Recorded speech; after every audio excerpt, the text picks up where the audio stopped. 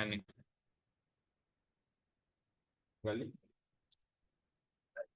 morning, all. Welcome to Learners Academy.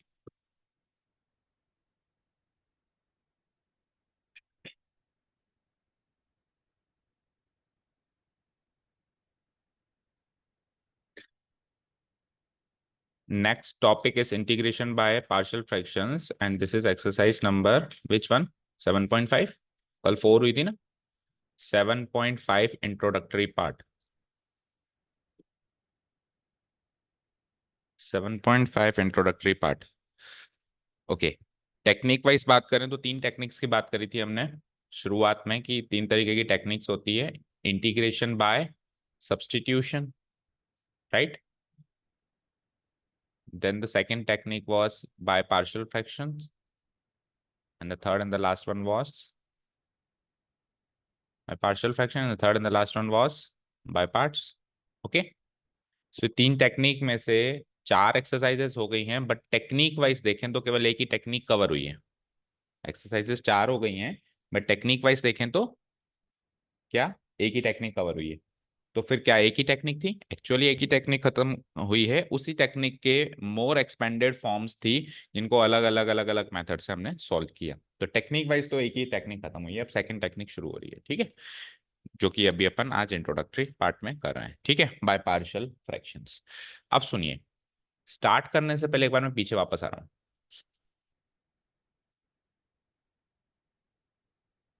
इसके साथ हमने क्या किया था पता है?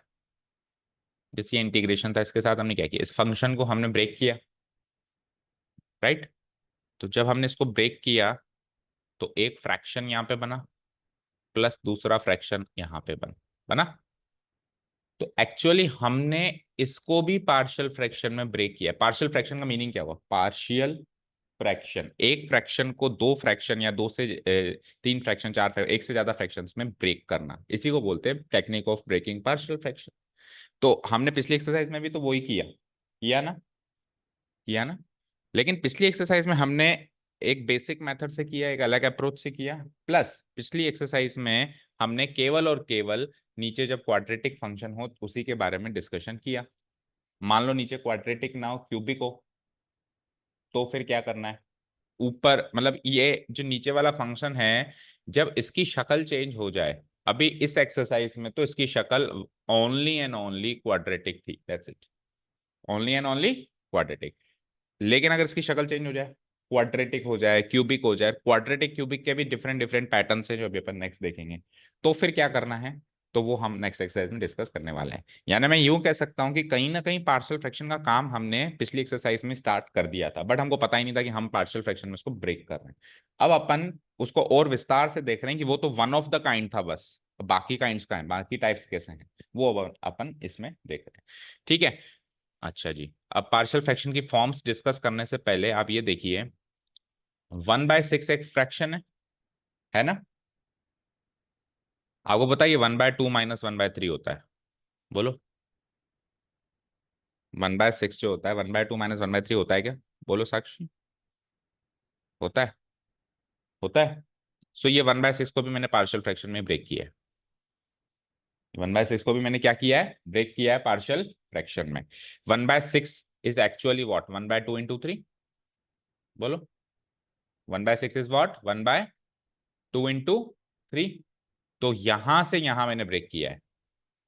1/2 × 3 वाले फ्रैक्शन को मैंने 1/2 माइनस 1/3 वाले फ्रैक्शन में ब्रेक किया है. और यही काम अपने को पूरी एक्सरसाइज में करना है. अब कारण आता है क्यों. सबसे पहले तो आप सवाल क्या करो भी इसकी जरूरत क्या है. जब तक इसकी जरूरत फील नहीं होगी तब तक ये टॉपिक्स नहीं समझ में आएगा. एग्जाम में जब आप बैठेंगे तो आपको पता चलेगा भी ये इस मेथड से तो सॉल्व ही नहीं हो सकता, इसलिए इसमें पार्शियल फ्रैक्शन लगाओ, पार्शियल फ्रैक्शन की टेक्निक लगाओ. लेकिन अगर आपको ये विश्वास होगा कि उस मेथड से सोल्व हो जाएगा तो उसी मेथड से लगे रहोगे. तो आपको जरूरत फील होनी चाहिए. तो देखो, सपोज करो मेरे पास दो तरीके के फंक्शंस लिखता हूं मैं. लेट्स से मेरे पास एक फंक्शन है integral tan of x into tan of x - a multiplied by कुछ और ले लो, जैसे कि cosec, या फिर कुछ भी ले लो, चलो cosec ले लो. Cosec of x minus b. एक फंक्शन तो ये है dx, और एक फंक्शन है, एक इंटीग्रल है tan of x minus A plus cosec, same लिया है मैंने, बस मल्टीप्लाई की जगह क्या कर दिया मैंने, प्लस कर दिया dx। तो मुझे बताओ इन दोनों में से किसका इंटीग्रेशन आप बड़ी आसानी से कर सकते हो, ऊपर वाले का नीचे वाले का? नीचे वाले का, क्यों? क्योंकि इसमें प्लस आ रहा है और उसमें मल्टीप्लाई आ रहा है। तो यानी कि अगर ऊपर वाले फंक्शन को भी मैं इंटीग्रेट करने के लिए आपको कहूं भाई इसको ही करो आप, तो आप क्या सोचेंगे, कैसे भी करके इसको ऐसे ब्रेक कर दिया जाए। तो इसलिए मैंने 2 into 3 को इस तरीके से ब्रेक किया है। तो आपको नीड फील होनी चाहिए भाई क्यों उसको, इस वाले फंक्शन को इस वाले फंक्शन में ब्रेक करने की जरूरत है। क्योंकि इंटीग्रेशन के केसेस में अगर बीच में प्लस माइनस साइन है तो अलजेब्रा बड़ी आसानी से लग जाता है, लेकिन अगर मल्टीप्लाई का साइन है तो लग तो जाता है, ऐसा नहीं कि नहीं लगेगा, बट थोड़ी मुश्किल आएगी या फिर थोड़ा लेंदी प्रोसेस होगा। समझ आया? तो नीड फील हो गई। अब अपन चले किस टाइप के पार्शियल फ्रैक्शंस अपने को कवर करने हैं, and then quickly we will go to the question part. ये इतना इंट्रोडक्टरी पार्ट है इसमें। तो आइए किस टाइप के पार्शियल फ्रैक्शंस हमारा पाला पड़ेगा, आपकी बुक में स्ट्रेट अवे गिवन है, इनको आप पार्शियल फ्रैक्शंस इंटीग्रेशन में पार्शियल फ्रैक्शंस हेडिंग डाल के और इनको एज इट इज आप अपने नोटबुक में नोट कर लें और जितना जल्दी हो सके याद कर लें। अभी मैं थोड़ी सी कोशिश करवाता हूँ आपको याद करवाने की, ठीक है? सो देखा जाए तो दो तरीके के पार्शियल फ्रैक्शंस हैं। एक तरीके का पार्शियल फ्रैक्शन ये है जब नीचे एक क्वाड्रेटिक फंक्शन हो, शुरू के तीन, नहीं शुरू के दो, और दूसरे तरीके का है जिसमें नीचे क्यूबिक फंक्शन हो। आप चेक करो इसमें x माइनस है इंटू एक्स माइनस बी क्या है, क्वाड्रेटिक। ये स्ट्रेट अवे क्वाड्रेटिक, ये क्या है, क्यूबिक। ये दूसरी तरीके का क्यूबिक, ये तीसरी तरीके का क्यूबिक। ओके, समझ आया? इनको याद कर लेते हैं, बड़ी आसानी से ये याद हो जाएंगे। ओके, शुरू करें। देखो, सबसे पहले आपके सामने कुछ इस टाइप का फंक्शन दिखाई देगा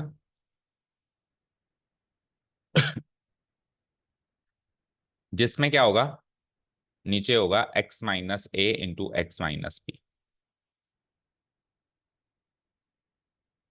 ठीक है।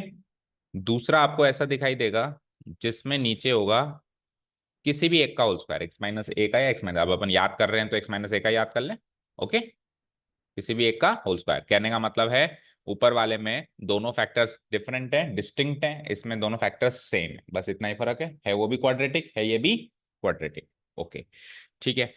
तीसरी टाइप का फंक्शन होगा जिसमें क्यूबिक शुरू हो जाएगा, क्या हो जाएगा, क्यूबिक शुरू। तो क्यूबिक शुरू हो जाएगा तो तीन डिस्टिंक्ट ले लेते हैं पहले, एक्स माइनस ए, दूसरा बोलो एक्स माइनस बी, तीसरा बोलो एक्स माइनस सी। ओके, तीन डिस्टिंक्ट फैक्टर्स हो गए यहाँ पे, लीनियर फैक्टर्स। और चौथा क्या होगा, ऊपर के दो का कॉम्बिनेशन होगा। ऊपर के दो का कॉम्बिनेशन कैसे होगा कि एक तो होगा लीनियर और दूसरे जो दो फैक्टर्स होंगे ये दोनों सेम होंगे, ये दोनों क्या होंगे, same. So I can write it as X minus B का होल स्क्वायर। तो है तो अभी भी ये क्या, कैसा, क्यूबिक ही है ना। और तीसरा और आखिरी क्यूबिक ऐसा होगा जिसमें एक तो हो गया लीनियर जैसे चल रहा है, एक तो होगा लीनियर जैसे कि चल रहा है, और जो दूसरा क्वाड्रेटिक होगा वो ऐसी फॉर्म में होगा कि फर्दर फैक्टराइज नहीं किया जा सकता हो, यानी अपनी स्टैंडर्ड फॉर्म में हो। ओके, क्योंकि जरूरी थोड़ा ना कि कोई गिवन क्वाड्रेटिक है तो आप उसको फैक्टराइज कर ही सको। बहुत सारे क्वाड्रेटिक पॉलिनॉमल्स ऐसे हैं जिनको फैक्टराइज नहीं कर सकते।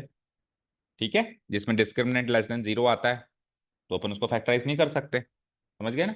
तो ये पांच फॉर्म्स से ही पूरी एक्सरसाइज बनी है, ये पांच फॉर्म्स हमने याद कर लिए, इनको इनको ब्रेक करना सीख लिया भी कैसे इनको ब्रेक करते हैं दो फ्रैक्शंस के अंदर, तो पूरी एक्सरसाइज सॉल्व हो जाएगी। इंटीग्रेशन पार्ट काफी छोटा है, इसमें ब्रेकिंग पार्ट में ही टाइम लगेगा, जो भी लगेगा इंटीग्रेशन पार्ट में बहुत कम टाइम लगेगा। ओके, अब इनके न्यूमरेटर्स क्या क्या हो सकते हैं। तो देखो बेटा, दो तरीके के फ्रैक्शंस होते हैं, एक होता है प्रॉपर फ्रैक्शन और एक होता है improper fractions. Do you know what are they, बोलो। प्रॉपर एंड इम्प्रॉपर के बारे में जानकारी है, क्या क्या होते हैं ये, बोलो। बोलो क्या है प्रॉपर फ्रैक्शन।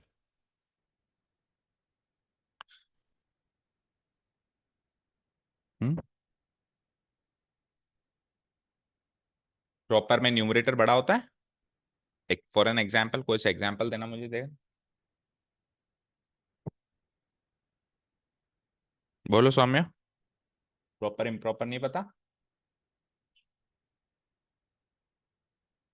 जीरो से छोटा होता है? अच्छा, वैल्यू वाइज कह रहे हो आप? वो वैल्यू वाइज तो उसका एक तरीके से रिजल्ट है। आप पहले प्रॉपर डेफिनेशन तो दो। Proper function is a function, आपने जस्ट उल्टा बोला Ronit. Numerator is less than denominator, और यहाँ पे numerator, numerator is greater than और इक्वल टू डिनोमिनेटर। ठीक है। फॉर एग्जाम्पल, जैसे कि यहाँ पे एग्जाम्पल ले लूँ मैं, 3/7 छोटा है, जैसे कि मैंने ले लिया 2/9 छोटा है, जैसे मैंने ले लिया 6/7। ठीक है, तो ये सारे प्रॉपर फ्रैक्शन है। इधर न्यूमरेटर या तो बड़ा हो या फिर बराबर हो, जैसे कि 4/4 बराबर ले लो तो ये भी इम्प्रॉपर माना जाएगा, जैसे कि 7/3 बड़ा ले लो। ठीक है। अब अगर हमारे सामने एक इम्प्रॉपर फ्रैक्शन है, तो उसके उसके साथ हम क्या करते थे, मैथमेटिकली हम उसको प्रॉपर में कन्वर्ट करने की कोशिश करते थे। तो उसके लिए हम क्या करते थे, 7 को 3 से डिवाइड करते थे। तो 7 को 3 से डिवाइड करेंगे तो क्या आएगा, 2+1/3, ऐसे ही आएगा, बताओ, ऐसे ही आएगा। तो यहाँ पे जैसे ही अपन एक इम्प्रॉपर को प्रॉपर फ्रैक्शन में कन्वर्ट करने की कोशिश करते हैं, तो एक तो फुल इंटीग्रल फॉर्म निकलती है, और बचा हुआ जो फ्रैक्शन बनता है वो हमेशा कैसा बनता है, कैसा बनता है, प्रॉपर फ्रैक्शन बनता है। ठीक है। तो फर्स्ट ऑफ ऑल हमारे सामने जब जैसे ही सवाल आएगा तो पहले हम उसको प्रॉप अगर इम्प्रॉपर है तो पहले उसको प्रॉपर में चेंज कर देंगे, अगर वो इम्प्रॉपर है तो हम उसको किस में चेंज कर देंगे, प्रॉपर में चेंज कर देंगे। अब सवाल आता है कि सर ये तो थे न्यूमेरिक टर्म्स, लेकिन हमारे सामने तो फंक्शंस आएंगे, फंक्शंस ऑफ एक्स। तो फंक्शन ऑफ एक्स में कैसे डिसाइड करेंगे न्यूमरेटर बड़ा या छोटा, एक्स की वैल्यू थोड़ी ना हमारे पास। एक्स की वैल्यू डाल के तो डिसाइड करते हो कौन बड़ा है कौन छोटा है, तो यहाँ पे एक्स की वैल्यू तो है नहीं हमारे पास। सो वहां पे कैसे डिसाइड करेंगे प्रॉपर इम्प्रॉपर फिर, फंक्शंस की दुनिया में? हम्म, पावर से। तो वहां पे डिग्री से चेक करेंगे, क्या करेंगे हम वहां पे, डिग्री से। तो ये न्यूमरेटर और डिनोमिनेटर से पहले मैं लगा देता हूं degree, degree of numerator and degree of denominator. इधर भी degree of numerator should be greater than equal two degree of denominator. तो वहां पे डिग्री से देखेंगे अपन, समझ गए ना। फॉर एग्जाम्पल मैंने एक फंक्शन लिखा, x+3 ÷ x-5। बताओ ये प्रॉपर है या इम्प्रॉपर, बोलो साक्षी।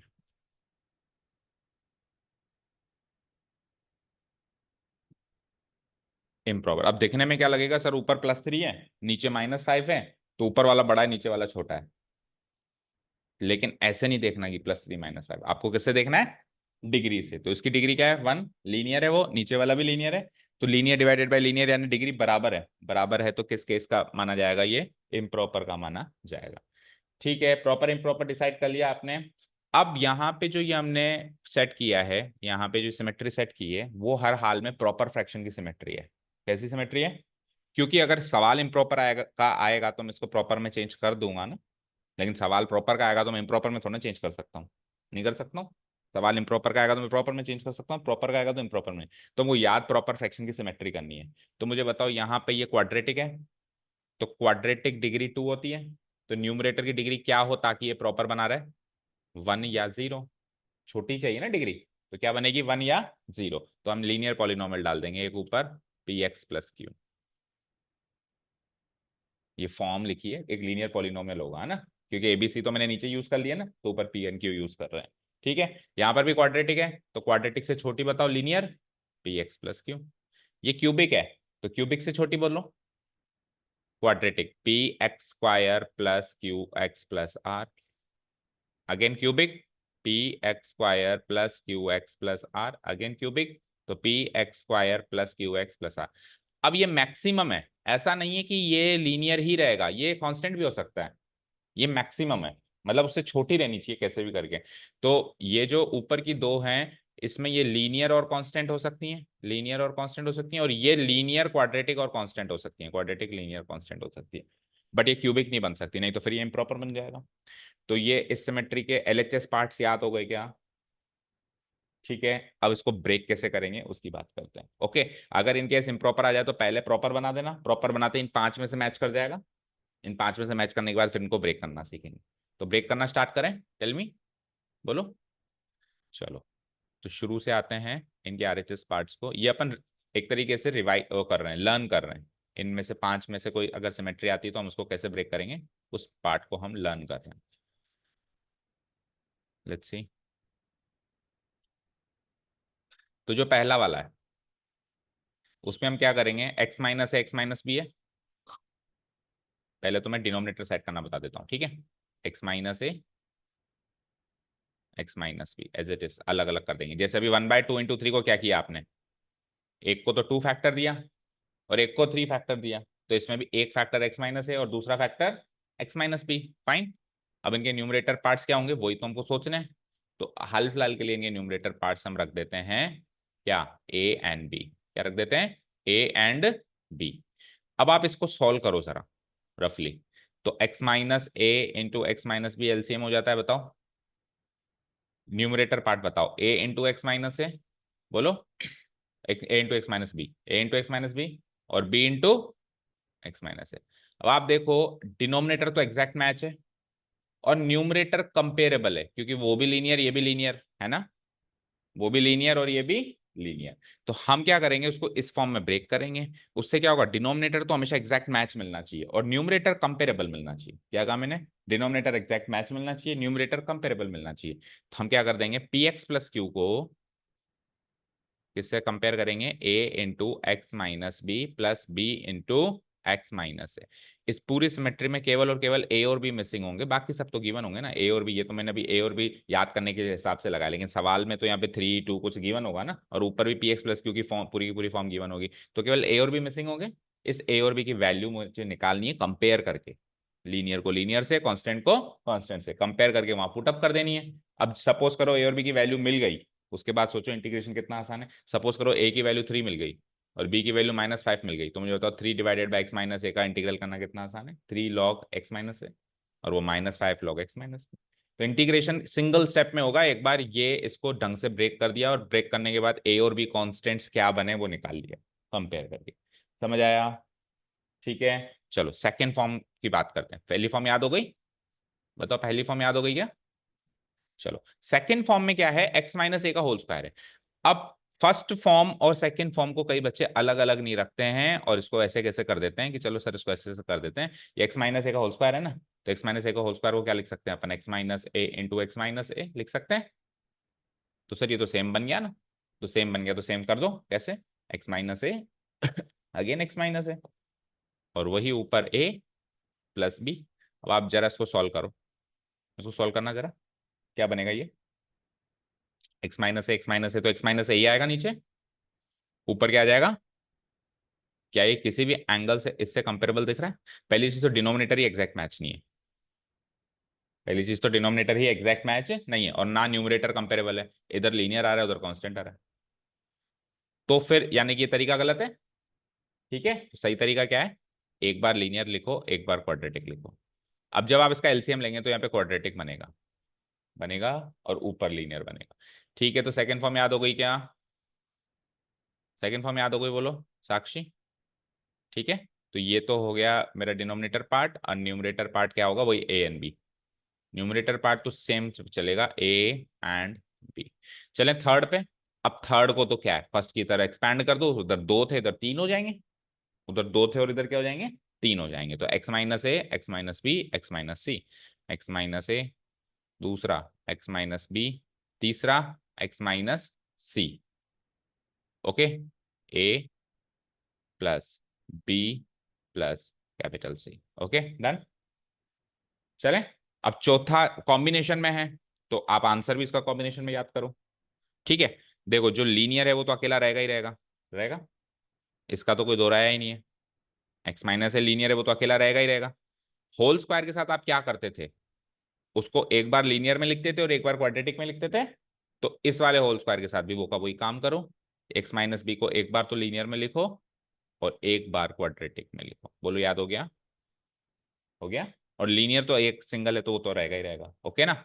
चलो जी, तो प्लस ए प्लस बी प्लस सी। अब चलते हैं लास्ट एंड फाइनल। देखो अगेन एक्स माइनस ए तो एज इट इज रहेगा ही रहेगा, लीनियर का तो कोई पंगा है ही नहीं, ठीक है, ये तो रहेगा ही रहेगा। अब जो क्वाड्रेटिक है, अब जो क्वाड्रेटिक है उसको एज इट इज लिखो एक बार, तो a x square plus b x plus c, क्योंकि ये मोर फैक्टराइज नहीं हो सकता, ये इससे ज्यादा फैक्टराइज नहीं हो सकता। अब सवाल ये कि ऊपर क्या आएगा, तो देखो लीनियर के ऊपर तो कांस्टेंट आता है, ये सारे लीनियर्स थे, लीनियर के ऊपर कांस्टेंट, लीनियर के ऊपर, क्योंकि मुझे इसको ब्रेक करने के बाद भी, मुझे इसको ब्रेक करने के बाद भी प्रॉपर रखना है, इम्प्रॉपर नहीं रखना है। लेकिन यहाँ पे तो ये ऐसा क्वाड्रेटिक है जो ब्रेक ही नहीं हो सकता, तो उससे ऊपर क्वाड्रेटिक से छोटा क्या होता है, लीनियर होता है। तो यहाँ पे कांस्टेंट नहीं आएगा, यहाँ पे क्या आएगा, लीनियर आएगा। और लीनियर की फॉर्म बताओ, जैसे कि बी एक्स प्लस, तो सब में केवल और केवल एक, जितने भी हमने याद किए इसमें केवल लास्ट एंड लास्ट में डिफरेंस है, यहाँ पे लीनियर आ रहा है, बाकी हर जगह कांस्टेंट ही कांस्टेंट है। तो ऐसे याद रखो, जो ब्रेक नहीं हो सकता उसके ऊपर लीनियर आएगा, जो ब्रेक हो चुके हैं उनके ऊपर, सबके ऊपर क्या आएगा, कांस्टेंट्स ही आएंगे। तो कुछ ज्यादा मुश्किल नहीं है इसको याद करना, मेरे हिसाब से आप याद कर सकते हो भी गए होंगे। ओके, चलें बुक में वापस। तो ये पैटर्न से याद करने के बाद, इसको ब्रेक करने के बाद, ब्रेक करने के बाद ए बी सी या ए बी जो भी यूज हो रहे हैं उनकी वैल्यूज निकालने के बाद इंटीग्रेशन शुरू होगा पूरी एक्सरसाइज। ठीक है, कर दूं डिलीट, कर दूं। ओके, ये बुकिश लैंग्वेज में देख लो आप, करीब करीब वही है जो हमने किया, चेक कर लो अगर कुछ मिसमैच है तो। देखो लास्ट वाले में उसने क्या कहता है, where this cannot be factorise further. अच्छा यहाँ पे इसने ए नहीं यूज किया, अच्छा मैंने ए यूज किया था ना। तो देखो ए, इसने पहली चीज तो आप, इसने ए इसलिए यूज नहीं किया क्योंकि ए यहाँ पे यूज हो गया, तो यहाँ पे और यहाँ पे सेम है, इसकी गारंटी थोड़ी ना है। तो अगर आपको यूज भी करना है तो आप कैसे करोगे, B X square plus C X plus D. But उसने इसको यहाँ पे कांस्टेंट कोएफिशिएंट रखना ही जरूरी नहीं समझा, क्योंकि रखा हुआ होगा तो भी कॉमन आ जाएगा, रखा हुआ होगा तो भी क्या हो जाएगा, वो कॉमन आ जाएगा। ठीक है, तो फॉर्म याद करो बस आप, तो नीचे क्वाड्रेटिक है, लीनियर है, वो उसके अगल बगल के रखे हुए नंबर्स डजंट मैटर, उसको एग्जाम में नहीं आएगा कि इसकी फॉर्म क्या है, आपको तो क्वेश्चन सॉल्व करना पड़ेगा। ओके, ठीक है, चलें। ओके, चलो यहाँ पे देखो a should not be equal to b, क्यों, क्योंकि अगर ए और बी इक्वल हो जाएगा तो सेकंड फॉर्म बन जाएगी, तो पर्टिकुलरली वहां पे ये दोनों अलग अलग होने चाहिए। ठीक है ना, क्लियर है। चलो अब आ जाइए सीधे क्वेश्चंस पे, करना क्या है, एक्सरसाइज नंबर 7.5, एक क्वेश्चन करके देखते हैं। फर्स्ट क्वेश्चन देखो, एक्सरसाइज 7.5 क्वेश्चन नंबर 1, 1 to 21 में आपको इंटीग्रेट करना है, सारे के सारे रैशनल फंक्शंस हैं। अच्छा ये भी चीज याद कर लो कि पार्शियल फ्रैक्शन कहाँ लगेगा, जब रैशनल फंक्शन हो, समथिंग बाय समथिंग हो। ओके ना, चलो सबसे पहले तो आप ये डिसाइड करो कि जो गिवन फंक्शन है वो प्रॉपर है या इम्प्रॉपर, बोलो। इज द गिवन फंक्शन है प्रॉपर फ्रैक्शन और एन इम्प्रॉपर फ्रैक्शन, पहले तो डिसाइड करो। इम्प्रॉपर, प्रॉपर, तो प्रॉपर से ही स्टार्ट करना है। अगर अगर अगर वो इम्प्रॉपर है तो पहले मुझे क्या करना है, बोलो, कन्वर्ट करना है। जैसे कि इसमें देखो, कहीं दिख रहा है आपको इम्प्रॉपर, देखो ये दिख गया, तो इसको आपको क्या करना पड़ेगा, पहले कन्वर्ट करना पड़ेगा, क्यूबिक है नीचे क्वाड्रेटिक है। ठीक है, बाकी तो करीब करीब उसने प्रॉपर ही दिए हैं, और उसके अलावा तो कहीं नहीं दिख रहा। ठीक है, let the given integral be I equal to this into D X, हो गया डन। ओके, अब क्या करेंगे, अब अपन क्या करेंगे, इसके इंटीग्रेंड को उठा लेंगे। इंटीग्रेंड मतलब जिस फंक्शन को का इंटीग्रेशन चाहिए उसको इंटीग्रेंड बोलते हैं। ये हमने यहाँ पे इंटीग्रेंड रफली उठा लिया। लेट इंटीग्रल क्या है, इंटीग्रेंड क्या है बोलो, x divided by x plus one multiplied by x plus to. ये कौन से, उन पांच में से कौन से पार्शियल फ्रैक्शन की फॉर्मेट से मैच कर रहा है, फर्स्ट वन, पहला है तो पहले से मैच करेगा और इजी देगा, पहला तो फर्स्ट से मैच कर रहा है। नीचे दो, डिनोमिनेटर पहचानने में, डिनोमिनेटर हेल्प करेगा आपको पहचानने में कि पांच में से कौन सा है, न्यूमरेटर हेल्प नहीं करेगा, कौन हेल्प करेगा, डिनोमिनेटर हेल्प करेगा। सो डिनोमिनेटर में दो फैक्टर्स हैं और दोनों डिस्टिंक्ट हैं, अलग अलग हैं, तो फिर ये फर्स्ट वाला पार्ट है। इसमें हम इसको किससे कंपेयर करते थे बताओ, कंपेयर किससे करते थे, a divided by x plus one, बोलो आगे, plus b divided by x plus two, इससे कंपेयर करते थे। अच्छा यहाँ पे बी लगाओ क्योंकि अपन अज्यूम कर रहे हैं इसकी वैल्यू ये, डन। यहाँ तो कोई डाउट नहीं है ना, नो डाउट्स। अब अपन क्या करेंगे, एक स्टेप में, नेक्स्ट स्टेप में ये वाली पार्ट तो सेम लिख दो, x divided by x plus one into x plus two, और अगले पार्ट को सॉल्व करो। अगले पार्ट को सॉल्व करने के लिए एलसीएम लेंगे, तो X plus one into x plus two, और एलसीएम लेने के बाद न्यूमरेटर क्या बनेगा, A into x plus two, बोलो, plus B into x plus one. जब मैंने इसको इससे कंपेयर किया तो डिनोमिनेटर से कटेगा, क्योंकि मैंने क्या कहा था, डिनोमिनेटर तो एग्जैक्ट मैच होना चाहिए, न्यूमरेटर कंपेरेबल होना चाहिए। कंपेरेबल है ना, देखो ये लीनियर है और इसको सॉल्व करोगे तो एक लीनियर फंक्शन बनेगा। तो denominator should be exact match and numerator should be comparable. तो नेक्स्ट स्टेप में मैं डिनोमिनेटर से डिनोमिनेटर काट के केवल न्यूमरेटर पार्ट लिख दूं, एक्स इक्वल टू, उसको सॉल्व करो, a into x a x, a into two two a, b into x b x and b into one b. Further अगर सॉल्व करें तो एक्स एक्स वाली टर्म्स को अगर साथ में लिखूं तो ये a plus b times of x हो गया, बोलो। और कांस्टेंट टर्म्स को साथ में लिखें तो it is two A plus B हो गया, बोलो। अब अपन प्रैक्टिकली ये दोनों स्टेप्स एग्जाम में नहीं लिखेंगे, अपन सीधे यहां से यहाँ आएंगे। डिनोमिनेटर से डिनोमिनेटर कटना है, पक्की बात है, तो केवल अपन न्यूमरेटर से कंपेयर करेंगे। अभी पहला क्वेश्चन है तो ये दो स्टेप्स में अपन कर रहे हैं, ठीक है। चलें आगे। अब कंपेयर करके क्या चाहिए, देखो यहाँ पे एक्स का कोएफिशिएंट क्या है, वन, और वहां पे एक्स का कोएफिशिएंट क्या है, तो वन बराबर ए प्लस बी, एक इक्वेशन बन गई, बताओ। एंड वहां पे कांस्टेंट टर्म क्या है, जीरो, और यहाँ पे कांस्टेंट टर्म क्या है, ये बन गई दूसरी इक्वेशन, बोलो। समझ आया। Linear equation in two variables class 10th में खूब बार सॉल्व किया हमने, equation one and equation two. तो किसी भी मेथड से आप इनको सॉल्व कर सकते हो, करो, किससे करें बताओ। Equation two minus equation one कर दूं या वन माइनस टू कर दूं, कुछ भी कर दूं। So equation two minus equation one कर दें तो जीरो माइनस वन क्या होता है, minus one, equal to a minus a क्या होगा, ए, और b minus b cancel out. तो ऐसा करने से ए की वैल्यू आ गई। इस ए की वैल्यू को मैं इक्वेशन वन या टू कहीं पर भी पुटअप, वन में पुटअप कर दूं, चलो। इक्वेशन वन में पुटअप किया तो इक्वेशन वन है मेरी, वन इक्वल टू, ए की वैल्यू निकाल चुके हैं हम, पुटअप कर देंगे, माइनस वन प्लस बी। तो वहां से बी की वैल्यू बोलो जरा, माइनस वन प्लस टू। तो कंपेयर करने से ए और बी की वैल्यू आ गई। पहला टास्क है कंपेयर करना, पहला टास्क है फॉर्मेट पहचानना, फॉर्मेट पहचान के कंपेयर करना, और फिर फाइनली जो वो ए और बी हैं उनकी वैल्यूज निकालना कांस्टेंट टर्म्स में। ये निकल गई, बोलो, कोई डाउट नहीं है यहां तक। अब आगे क्या होगा, इंटीग्रेशन तो एक ही स्टेप में हो जाएगा, लेकिन अब मैं आपको थोड़ा सा साइड में लेकर चलूंगा। ये जो तरीका था इसको बोलते हैं कांस्टेंट कोएफिशिएंट कंपैरिजन टेक्निक। इसको क्या बोलते हैं, बोलो, कोएफिशिएंट कंपैरिजन टेक्निक। यहां से लेकर यहां तक है, तो मतलब जब तक जहां जहां न्यूमरेटर से न्यूमरेटर कंपेयर हुआ, इसको हम क्या बोलते हैं, कोएफिशिएंट कंपैरिजन टेक्निक। लेकिन ये कोएफिशिएंट कंपैरिजन टेक्निक जो है, एक तो लेंदी है, एक तो क्या है, लेंदी है, दूसरा क्या है, नॉन प्रैक्टिकल है। क्योंकि दो हैं तब तक ठीक है, मान लो तीन होते, अगर ये तीन होते तो ये एक्सप्रेशन बड़ा होता, तीन होते तो फिर क्वाड्रेटिक से क्वाड्रेटिक कंपेयर करो, लीनियर से लीनियर कंपेयर करो, और कांस्टेंट से कांस्टेंट कंपेयर करो, तीन इक्वेशन बनती। लीनियर इक्वेशन कितनी बनती, तीन, ए बी सी की वैल्यू निकालने के लिए। तो देखा जाए तो कहीं ना कहीं नॉन प्रैक्टिकल है, लेंदी है। तो एक दूसरी एडवांस टेक्निक है जो इस एनसीईआरटी में तो शायद नहीं है, बाकी बाकी बुक्स में हर जगह फॉलो होती है, और स्कूल में भी आपको सिखा दी जाएंगी, ठीक है। ज्यादा प्रैक्टिकल टेक्निक है, वो क्या है वो सुनो। बताओ न्यूमरेटर पार्ट क्या था, न्यूमरेटर पे आ जाओ सीधे ही, क्योंकि वो ऊपर का पार्ट तो कॉपी पेस्ट है, वो तो करना ही करना है, डिनोमिनेटर से डिनोमिनेटर काटे हैं। जहां पे न्यूमरेटर न्यूमरेटर से कंपेयर हो गया ना, उस वाले पार्ट तक आ जाओ। तो न्यूमरेटर न्यूमरेटर से कंपेयर ये हो गया था, एक्स इक्वल टू, बोलो, एक्स इक्वल टू, बोलो, a into x plus two plus B into x plus one. तो यहां तक तो करना ही करना है, यहां से लेकर और यहां तक तो आना ही आना है, ठीक है। उसके बाद मैं इसको मल्टीप्लाई नहीं करूंगा, जैसे यहाँ पे मल्टीप्लाई कर दिया ना मैंने, ये मल्टीप्लाई कर दिया ना यहाँ पे, ये मल्टीप्लाई नहीं करूंगा मैं। तो फिर क्या करेंगे, सुनना ध्यान से। हम क्या करेंगे, यहाँ पे दो फैक्टर्स हैं, इन दोनों फैक्टर्स को बारी बारी से जीरो बनाने की कोशिश करेंगे। और दो टर्म्स है, मतलब दो टर्म्स में से हम क्या करेंगे, बारी बारी से इनको जीरो बनाने की कोशिश करेंगे। तो इस पूरी टर्म को जीरो बनाने के लिए एक्स की क्या वैल्यू चाहिए बताओ, माइनस टू।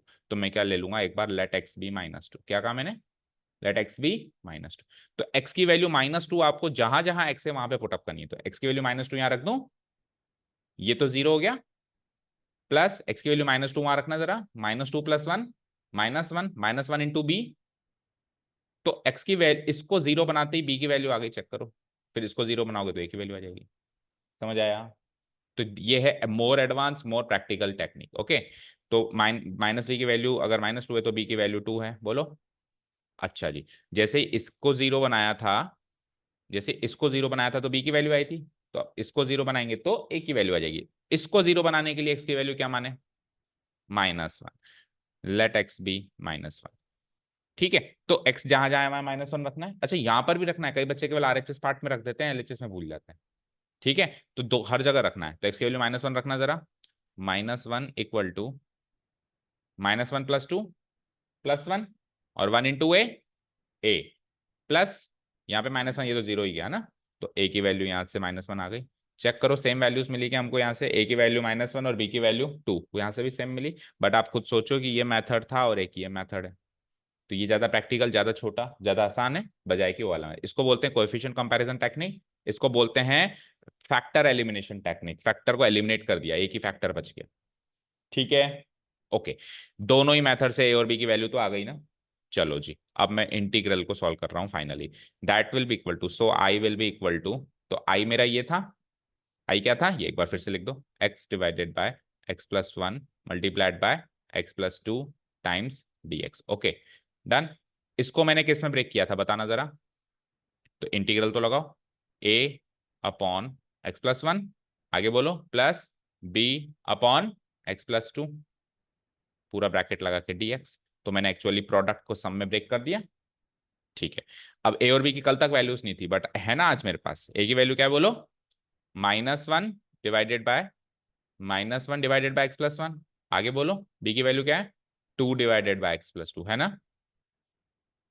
ठीक है, अब आप एक बार अगर आपके पास समय हो तो इसको सॉल्व करके चेक कर लेना कि ये वो ये वाला फंक्शन बनना चाहिए, तभी ये ब्रेकिंग सही हुई है।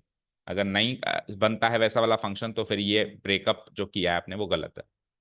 ठीक है, ये सही हो गया तो इंटीग्रेशन एक ही स्टेप में हो जाएगा। बोलो इसको कैसे इंटीग्रेट कर दूंगा, -log mod x+1, उसको बोलो 2 log mod x+2 plus c। Further solve करो तो जो पॉजिटिव टर्म है वो तो रहेगी न्यूमरेटर में, और 2 उसकी पावर बन जाएगी, तो क्या हो जाएगा ये x+2 का होल स्क्वायर। और जो नेगेटिव टर्म है उसके उसमें जो लॉग आ रहा है, लॉग जिस पर लग रहा है वो रहेगी नीचे। तो ये इसके फाइनल सॉल्यूशन आज मैच करो आंसर, लॉग मॉडुलस x+2 का whole square divided by x+1 plus C. तो you can say integral part बड़ा सरल सा है इसमें, पूरी एक्सरसाइज में ही बस मेन मुद्दा है कि इसको ब्रेकअप कैसे करें, ब्रेकअप करके फिर कोएफिशिएंट कंपैरिजन मेथड लगाओ या एलिमिनेशन मेथड लगाओ, कैसे भी करके ए बी कॉन्स्टेंट या सी भी निकलेगा, उसकी वैल्यूज कैसे निकालें।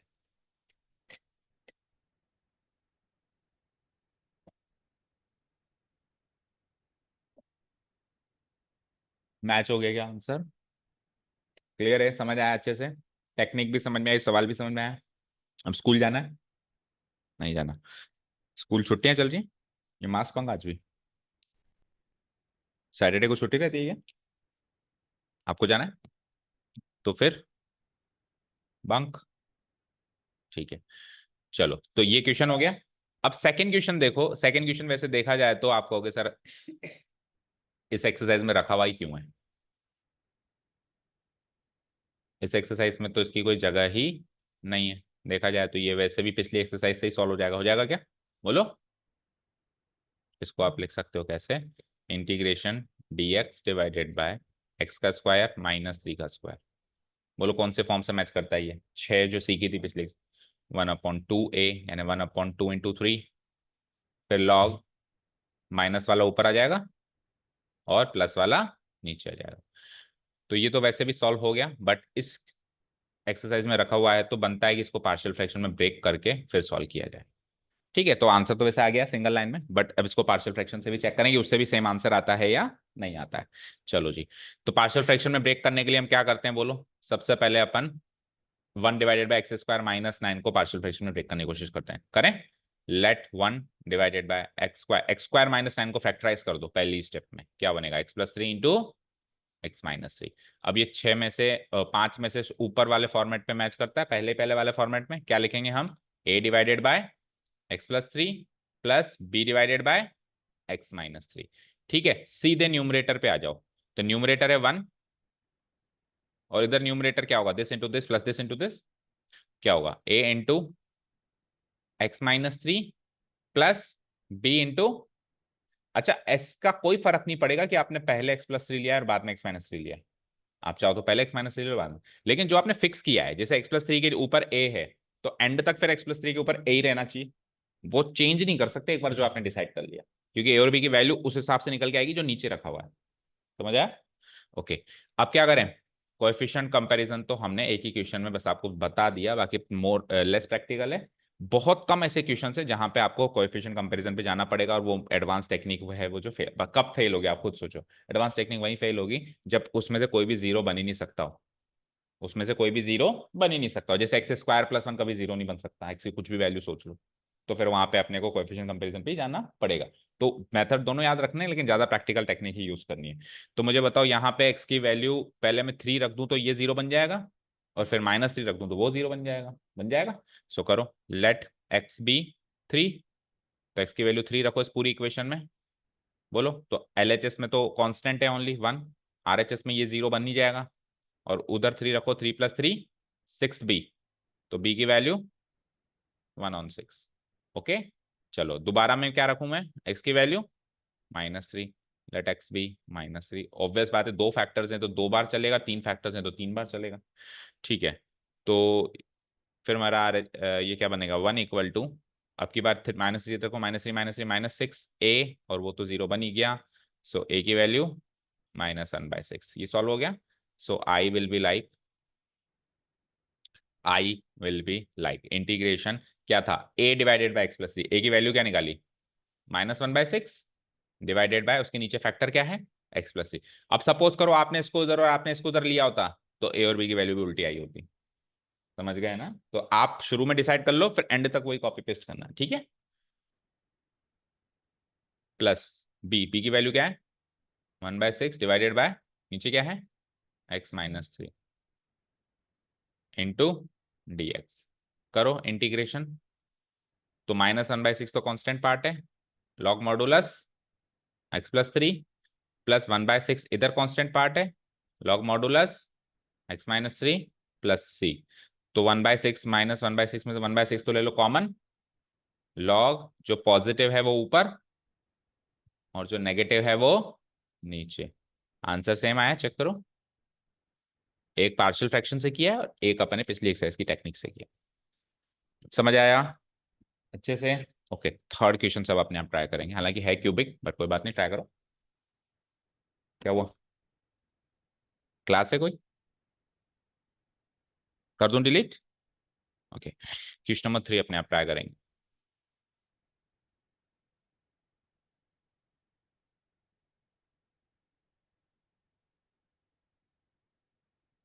Late the given integral be आई।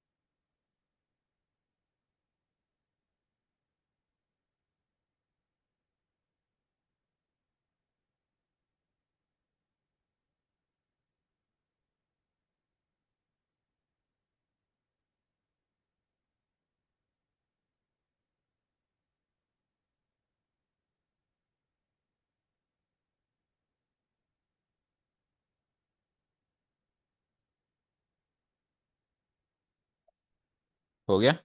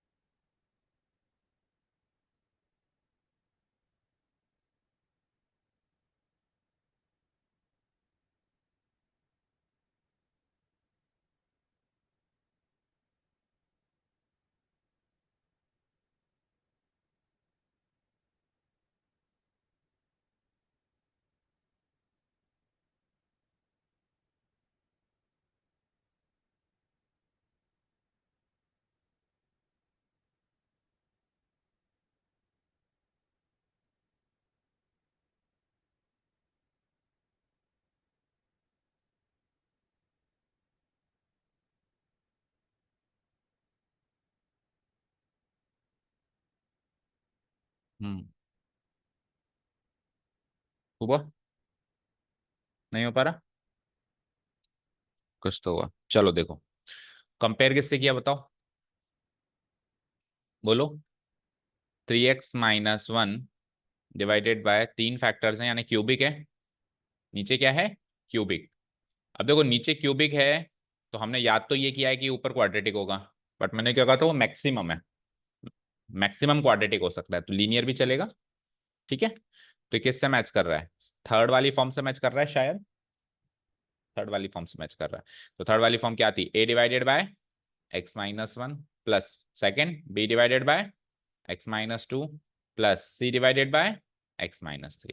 सो सीधे न्यूमरेटर्स पे आ जाओ आप। इसका न्यूमरेटर क्या है? 3, क्योंकि डिनोमिनेटर्स तो एग्जैक्ट कट जाएगा, एग्जैक्ट मैच होगा, कट जाएगा। अब इसका न्यूमरेटर क्या होगा? a into this plus b into this plus c into this. तो ये सारा सेट कर लिया होगा आपने शायद एलसीएम लेने के बाद। सो ये क्या हो जाता है? a इंटू, बोलो कौन कौन से हैं? x-2 into x-3, fine, plus b into x-1 x-3 plus c into x-1 into x-2। कोई डाउट नहीं है? बताओ।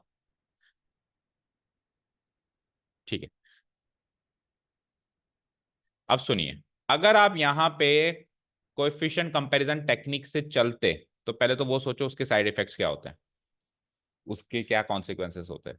उसको सॉल्व करना होता, अगर आप लोगों को कोएफिशिएंट कंपैरिजन से इसको सॉल्व करना होता, तो पहले तो आपको a इंटू दिस को सॉल्व करना पड़ता, प्लस बी इंटू दिस को सॉल्व करना पड़ता, प्लस सी इंटू दिस, फिर इसको कंपाइल करके एक ऐसा एक्सप्रेशन बनाना होता जिसमें एक तो क्वाड्रेटिक टर्म होती, उसका कोई कोएफिशिएंट होता, और फिर एक लीनियर टर्म होती और एक कांस्टेंट टर्म होती।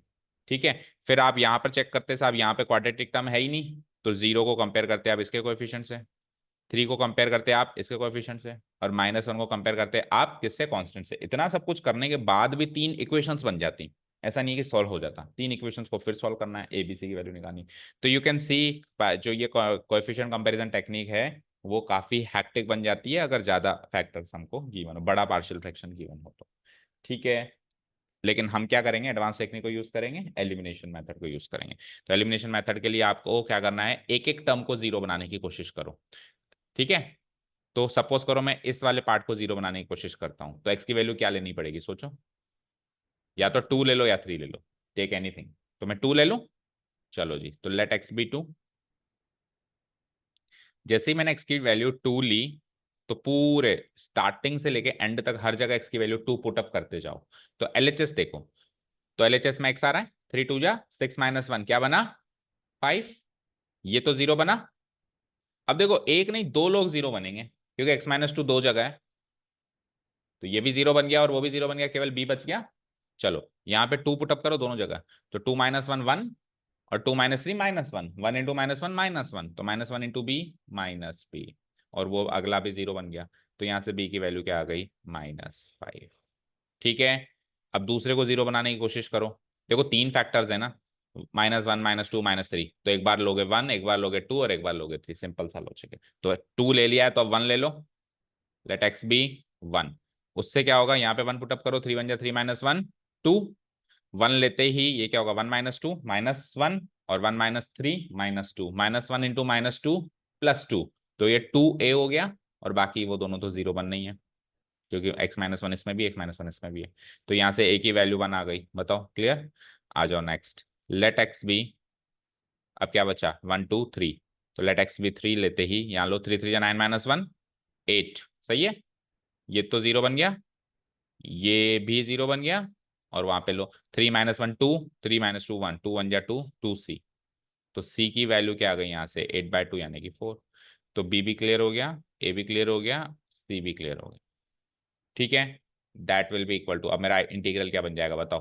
a की वैल्यू क्या है, a/x - 1, तो a की वैल्यू क्या है 1, तो 1/x - 1 प्लस b/x - 2 लिया था, तो b की वैल्यू क्या निकली, -5/x - 2 प्लस c की वैल्यू क्या निकली, 4/x - 3 whole multiplied by dx, that is equal to, ये क्या बता, इंटीग्रल तो एक ही पार्ट में सॉल्व हो जाएगा, एक ही स्टेप में, मतलब लॉग मॉडुलस x - 1, फिर -5 है बाहर, तो -5 लॉग मॉडुलस x - 2, फिर +4 लगाओ, तो 4 लॉग मॉडुलस x - 3। फाइन, इन सबको कंपाइल करो, तो जो पॉजिटिव, प्लस से भी लगा देंगे, ठीक है, जो पॉजिटिव है वो ऊपर रहेंगे। पॉजिटिव कौन कौन से हैं, ये दोनों।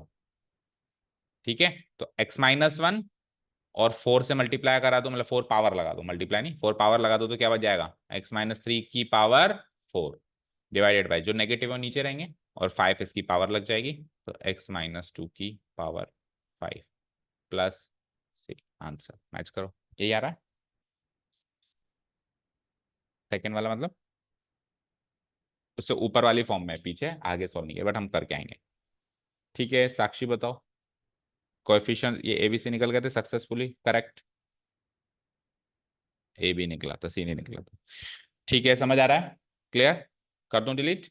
ओके, ये क्यूबिक हो चुका है, तो ये वाला क्यूबिक अटेम्प्ट कर सकते हो आप आराम से, है ना।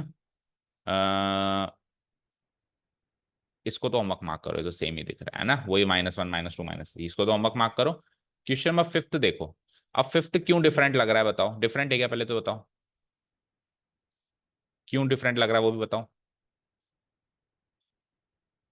बोलो। इसमें ये 5th फॉर्म है। हम्म, 4th है, 3rd 4th 5th तीनों ही फॉर्म्स ऐसी हैं जिसमें नीचे क्यूबिक है।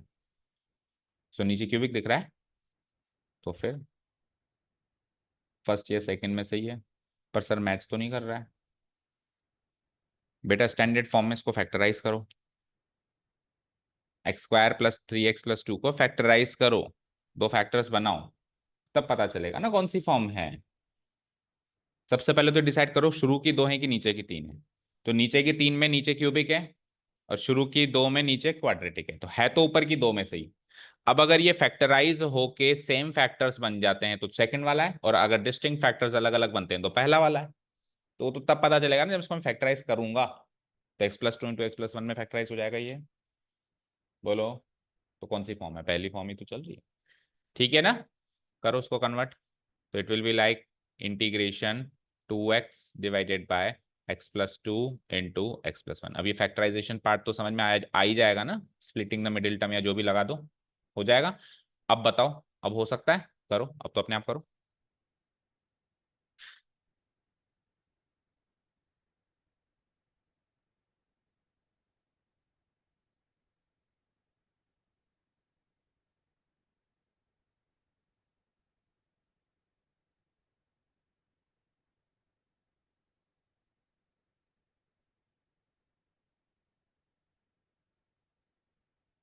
एक ही, दो ही फैक्टर्स हैं इस बार तो।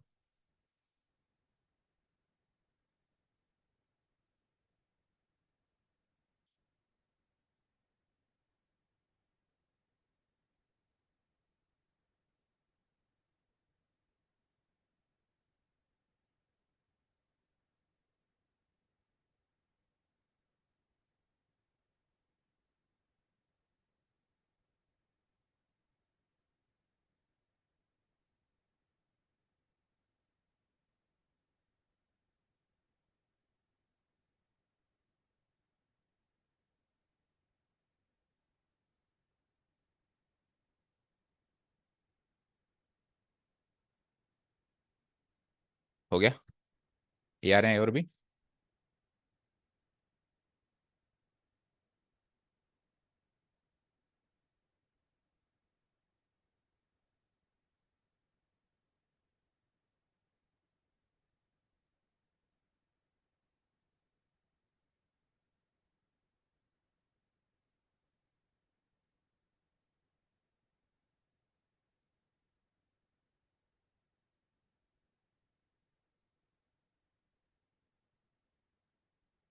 ए और बी यही आ रहे हैं, 4n-2।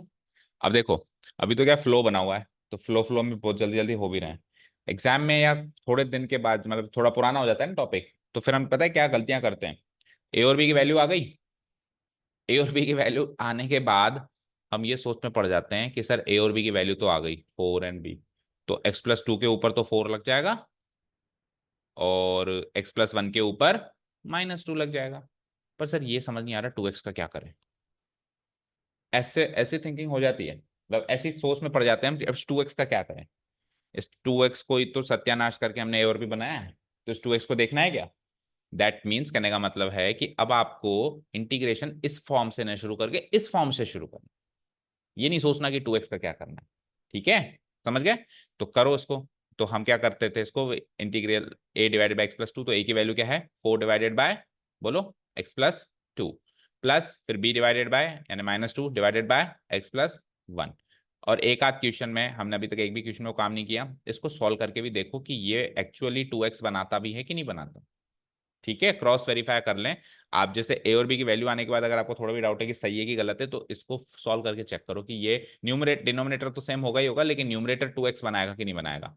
कर सकते हैं ना, कोई बड़ी बात नहीं है। देखो कैसे करेंगे, 4 × x 4x, और -2 × x -2x, तो 4x - 2x + 2x बनाएगा।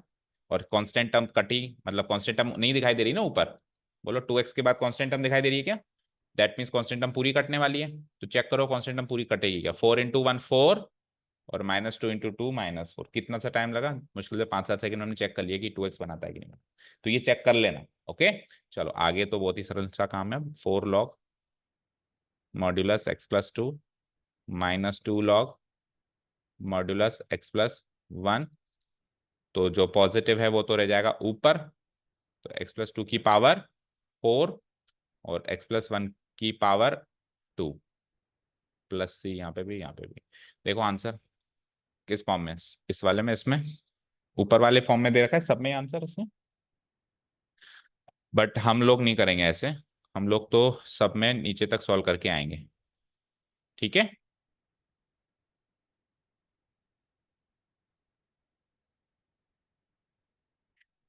हाँ इस क्वेश्चन में जरूरी नहीं है, बाकी एक पैटर्न हम याद कर लेते हैं तो एक अलग बात है। इस क्वेश्चन में इसलिए जरूरी नहीं है क्योंकि x+1 का होल स्क्वायर और x+2 का पावर 4 कभी नेगेटिव नहीं हो सकते, तो अंदर नेगेटिव आने के चांसेस नहीं है, लेकिन अगर कहीं कहीं पर भी चांसेस तो फिर मोड लगाना जरूरी। ठीक है, क्लियर। तो इसको हम चाहें तो इसे ब्रैकेट में भी कर सकते हैं, पर्टिकुलरली दिस क्वेश्चन को। कर दूं डिलीट, करें नेक्स्ट क्वेश्चन। हम्म, बोलो, टोटल कितने क्वेश्चन है एक्सरसाइज में।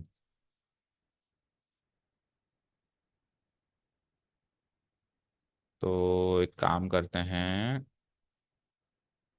ओके एक लास्ट क्वेश्चन, सिक्स्थ वन देखो पहले, तो बताओ सिक्स्थ वन को क्या कर सकते हैं हम। एक लास्ट क्वेश्चन है आज का, फिर क्या होगा, इंट्रोडक्शन सारा कंप्लीट हो जाएगा, जो एक लास्ट चीज बची थी ना वो इस क्वेश्चन में कवर हो रही है।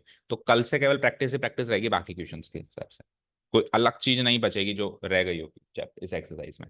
एक ये अलग चीज इस सिक्स क्वेश्चन में है, तो वो हम अभी देख लेते हैं। बताओ क्या कर सकते हैं हम इसके साथ।